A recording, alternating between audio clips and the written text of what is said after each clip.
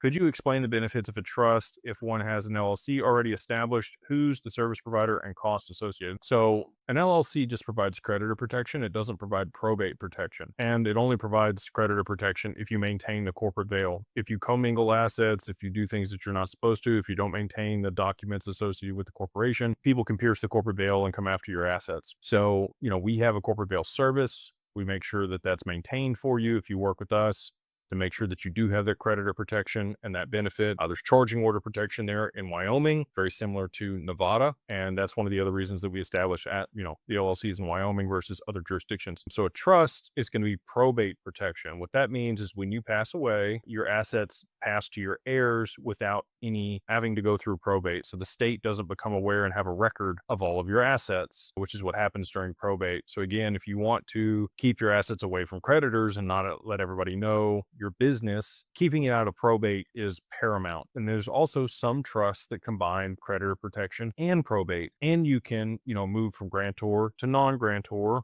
or vice versa, depending on if you gift the assets out of your taxable estate. So trust provides three different things: probate protection, creditor protection, and then also, tax protection, or being able to move it out of your taxable estate, depending on the type of trust and depending on if you want to go ahead and complete that gift. The creditor protection often takes a couple years to season in for a trust. You cannot be in the middle of litigation or divorce or have creditors pursuing you or owe taxes. If you do want to set up an asset protection trust, you're going to have all those things out of the way and not need it. Problem is, most people want to set this stuff up when they need it. They're trying to remove assets or hide assets. Can't do it then. You got to do it before then. It's kind of like insurance or life insurance or health insurance. You want to have that stuff in place before you get sick or before you're in a position where you're going to need it. It's hard to think about that stuff when it's not paramount on the front of your mind. But if you can be proactive and set these things up, you're going to be in a much better position over the long term. So hopefully that provides you a little bit better clarity on what a trust is and the protections it provides and why you may want one.